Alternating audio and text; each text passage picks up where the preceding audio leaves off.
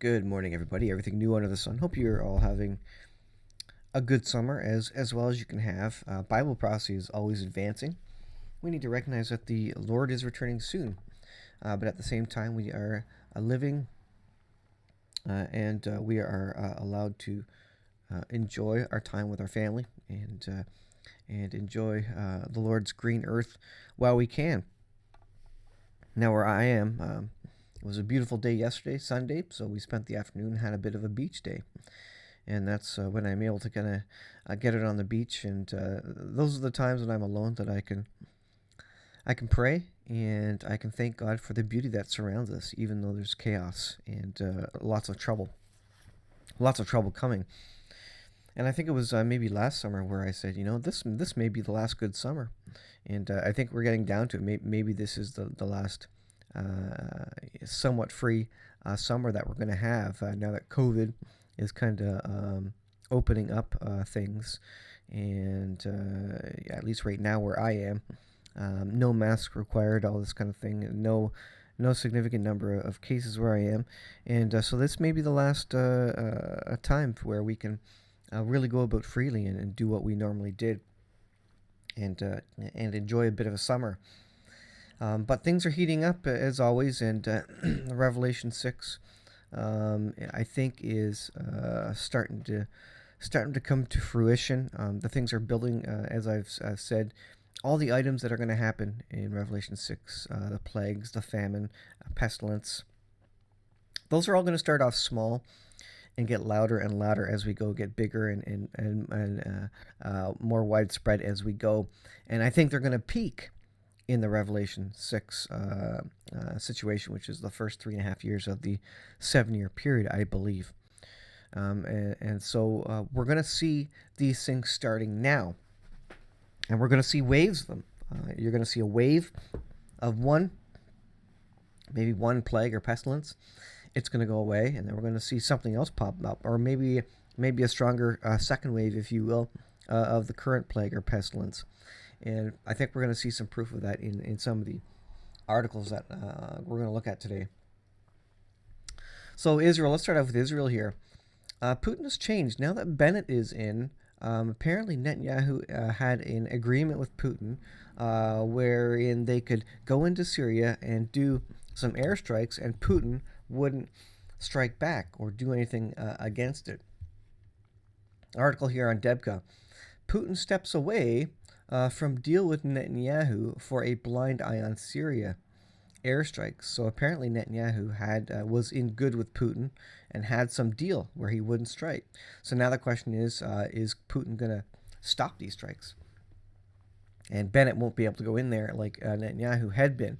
Moscow's changed line on Israel's Syria raids followed first Putin-Biden summit. So apparently this change happened or was triggered during the Putin-Biden summit. And I guess Biden didn't impress Putin very much. And so he's going to step away from the deal on Syrian airstrikes. So look out for more retaliatory action, more restrictions on Israel in terms of airstrikes.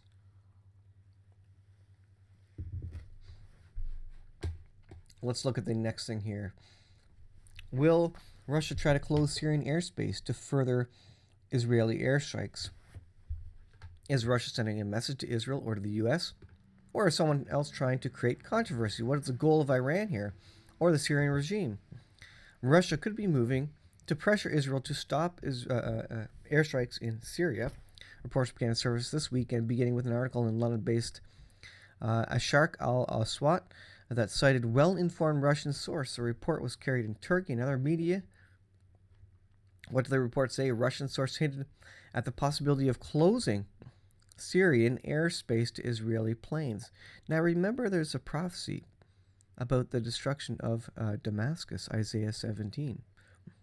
And that was very likely a missile strike and not an aircraft, because it is completely destroyed, possibly a nuclear strike, which these days would probably be carried by a missile, a cruise missile or something like that, instead of an aircraft. So that's interesting. Let me go back into reader mode there.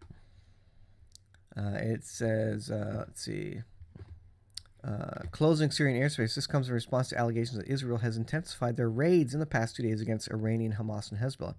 So if Israel can't go in there and do airstrikes and take out small things every couple of days or when they need to, they may have to resort to fewer but larger strikes on Syria, maybe to get around the air defenses, because Russia has good air defenses, and they're gonna fire those up and maybe start taking down planes. If that happens, Israel's not going to want to send planes in there. So look for more cruise missiles or missiles of that type, which can maybe evade the air defenses a little bit better.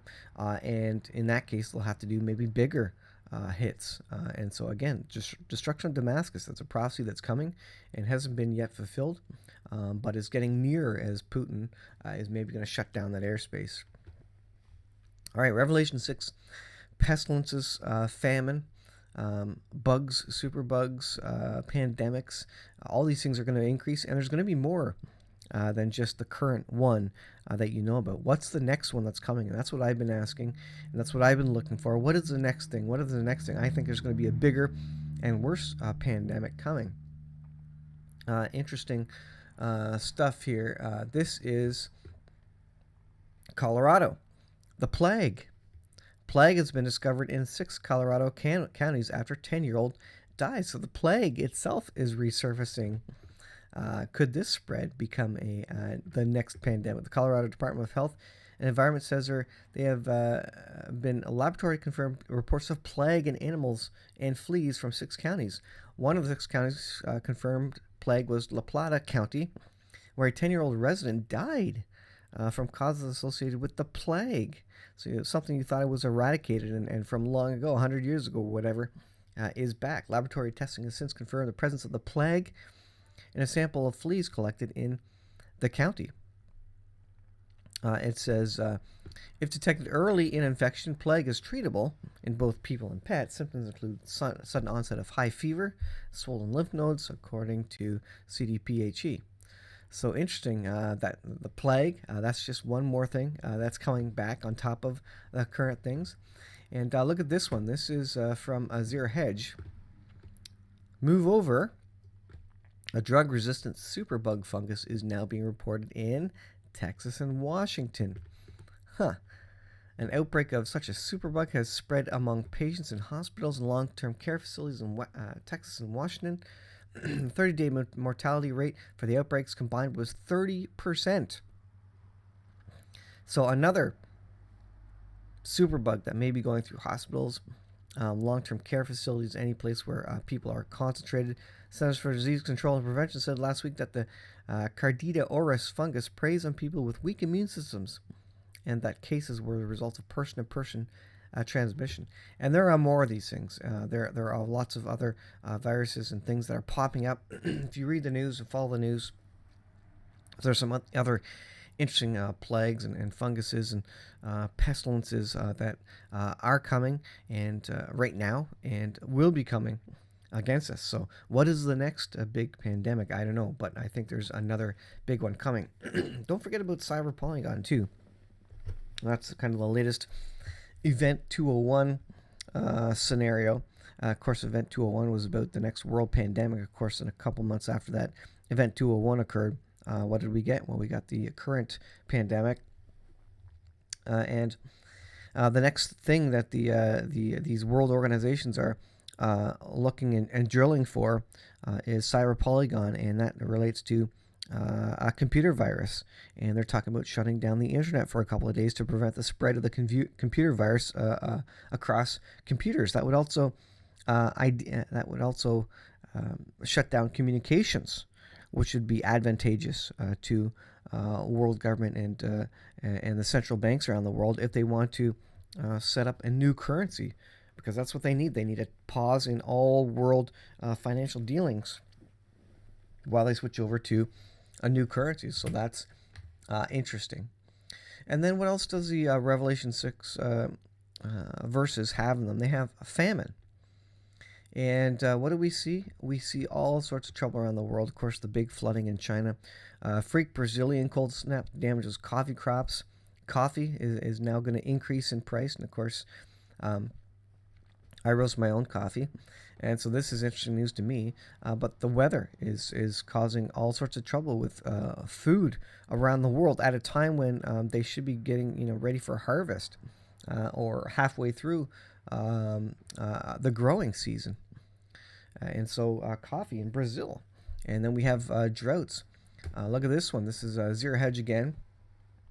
World food supplies in jeopardy amid climate disasters, devastating floods in Germany, China, Turkey, and India, scorching hot weather in the western U.S. and Canada, worst frost in 2 decades across Brazil. These recent weather phenomena are rapidly intensifying and threaten further food inflation. So not only is inflation happening because of all the money printing, but you also have a supply and demand issue.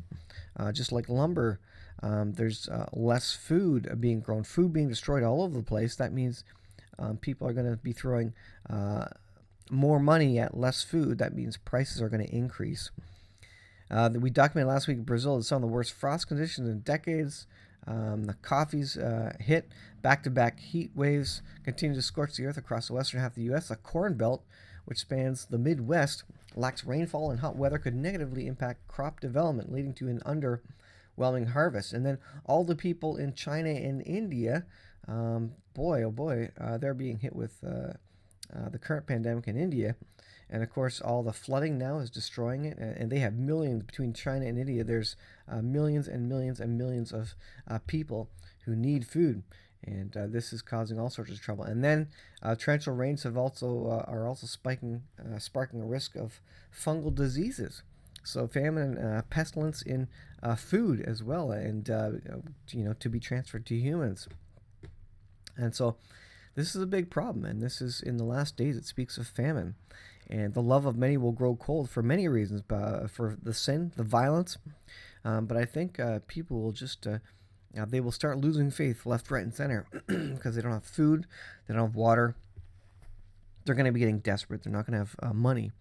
And these are all things that are spoken of, again, in the last days. These will increase. These will come in like waves. They'll get real bad for a little bit, and then it'll ease off, and everybody will think everything is awesome. And then they'll get real bad and even worse again.